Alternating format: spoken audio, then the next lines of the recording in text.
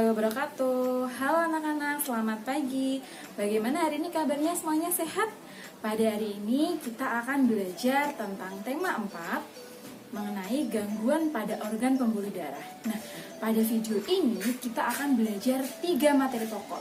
Yang pertama tentang pantun, isi pantun.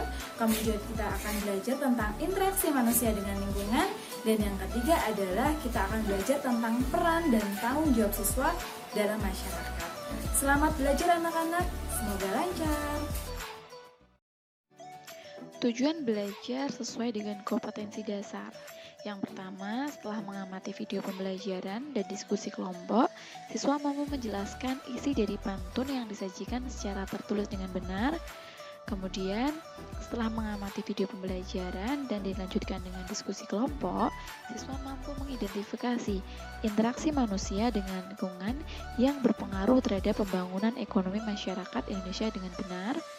Kemudian yang ketiga, setelah mengamati video pembelajaran, siswa mampu menjelaskan bentuk tanggung jawab sebagai warga masyarakat dalam kehidupan sehari-hari dengan tepat. Nah, anak-anak, pada kesempatan kali ini ada 3 peta pikiran, ada 3 materi pokok. Yang pertama adalah isi pantun, ciri-ciri pantun. Yang kedua adalah tanggung jawab di masyarakat. Dan yang ketiga adalah interaksi manusia dengan lingkungannya. Nah, ayo bernyanyi. Perhatikan video berikut ini.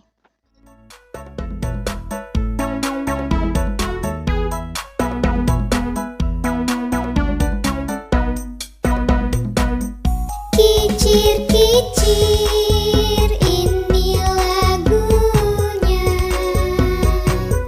lagu lama ya Tuan dari Jakarta. Saya menyanyi ya Tuan memang sengaja untuk menghibur hati yang duka. Burung dara, burung merpati, terbang cepat ya Tuan tiada tara. Bilalah kita ya Tuan suka menyanyi, badanlah sehat ya Tuan hati gembira.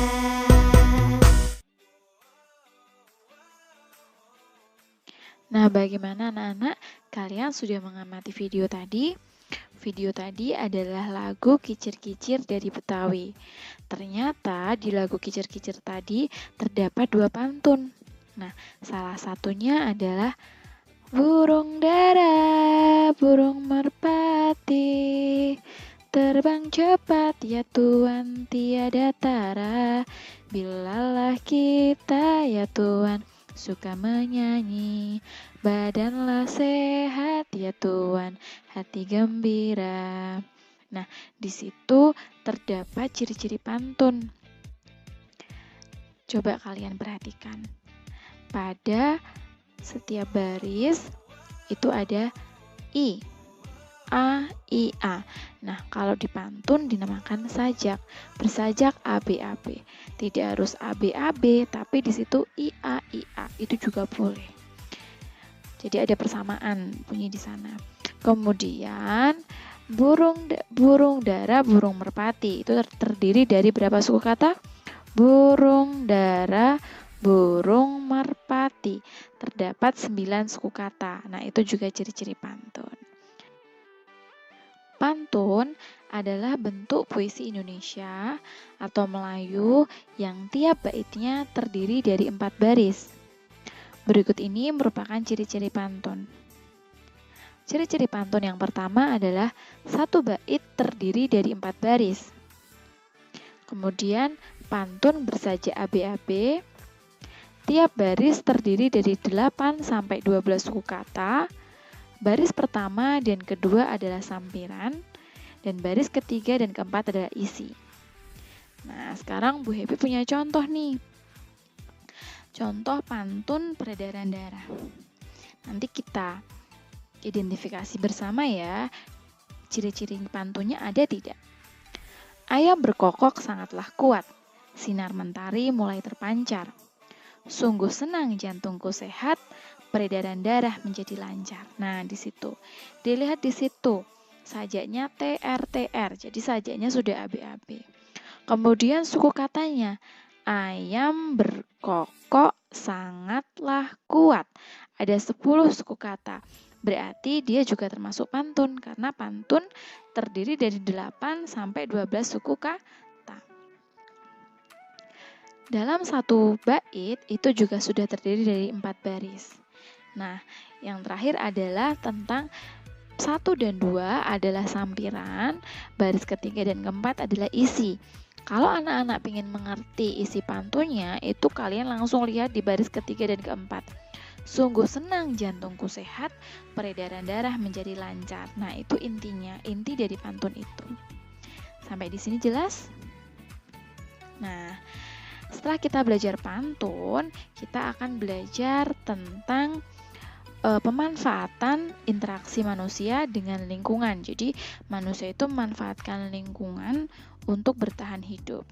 Ini merupakan materi IPS KD 3.2. Ayo amati gambar. Bu Epi sudah menyediakan 4 gambar.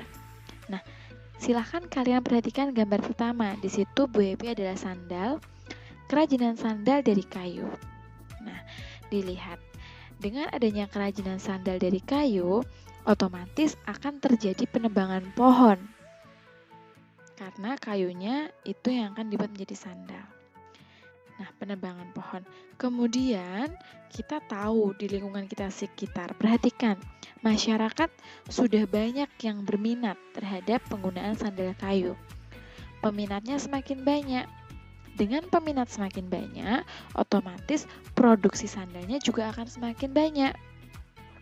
Nah, di situ terjadi peningkatan pegawai atau penambahan pegawai pembuat sandal. Nah, itu peminat semakin banyak atas sandal kayu, itu mempengaruhi terhadap pembangunan ekonomi masyarakat Indonesia. Nah, di situ otomatis para pekerja atau para pengrajin sandal kayu itu mengalami peningkatan keuntungan, peningkatan dalam bidang ekonomi. Nah, di situ saling mempengaruhi ya anak-anak. Dengan peningkatan ekonomi, otomatis penebangan pohon akan semakin sering, akan semakin banyak. Harusnya penebangan itu juga harus diimbangi dengan reboisasi atau penanaman kembali.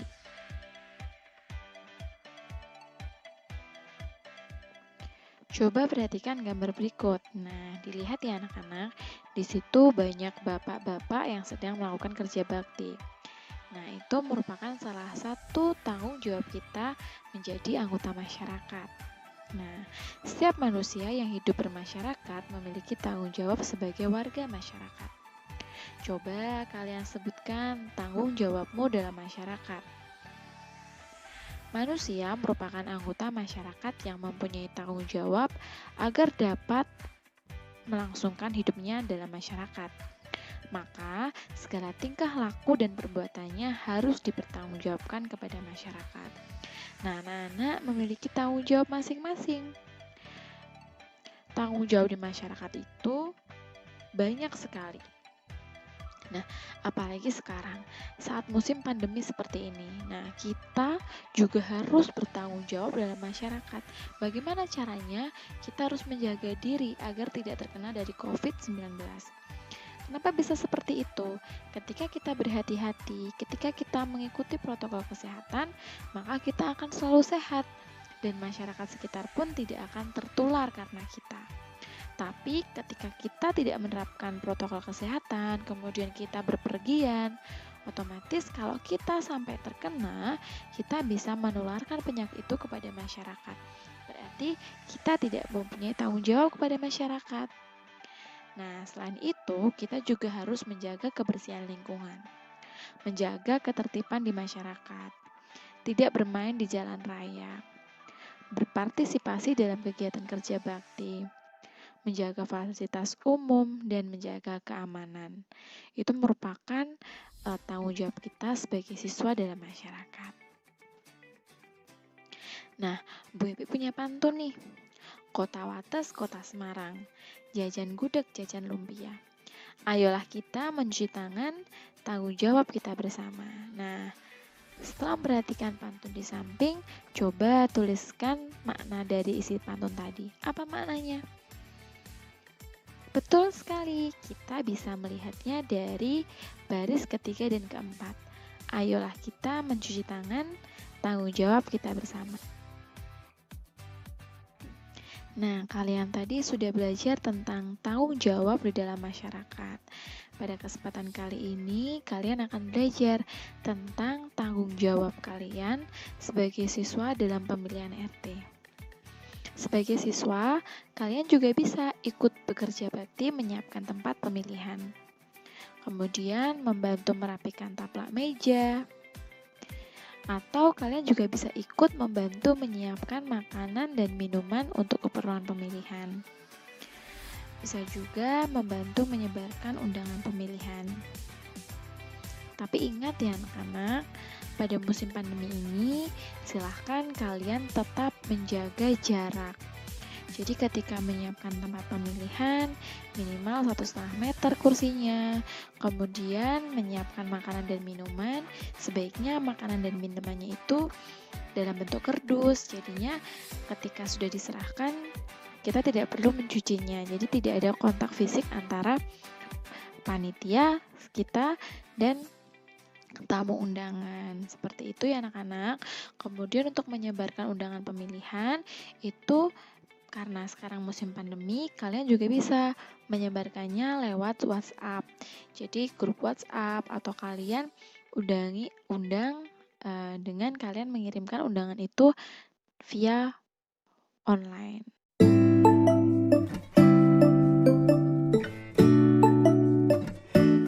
Nah, anak-anak, bagaimana pembelajaran pada hari ini? Pada hari ini kita belajar tentang 3 materi pokok. Yang pertama tentang isi pantun, ada 4 ciri-ciri pantun. Masih ingat tidak? Bersaja ABAB, kemudian baris ke-1 dan ke-2 disebut sampiran, baris ke-3 dan ke-4 disebut isi, kemudian terdiri dari 8 sampai 12 suku kata, dan yang terakhir adalah setiap bait terdiri dari 4 baris. Nah, kemudian materi yang kedua adalah interaksi atau adanya hubungan interaksi antara manusia dan lingkungan. Dengan adanya interaksi itu, ketika pemenuhan kebutuhan manusia itu semakin banyak, otomatis kita memanfaatkan lingkungan juga semakin banyak. Contohnya tadi, pada pemakaian sandal kayu. Nah, dengan kita memakai sandal kayu, otomatis penebangan pohon akan semakin banyak. Nah, itu harus diimbangi dengan reboisasi. Pemanfaatan sandal kayu yang banyak otomatis akan meningkatkan produksi. Itu akan berpengaruh terhadap perkembangan ekonomi masyarakat sekitar. Kemudian, materi yang ketiga kita belajar tentang tanggung jawab dan peran siswa dalam masyarakat. Nah, kalian tadi sudah belajar ya. Nah, walaupun kita secara individu, tapi kita juga merupakan makhluk sosial di mana kita mempunyai tanggung jawab yang besar untuk masyarakat.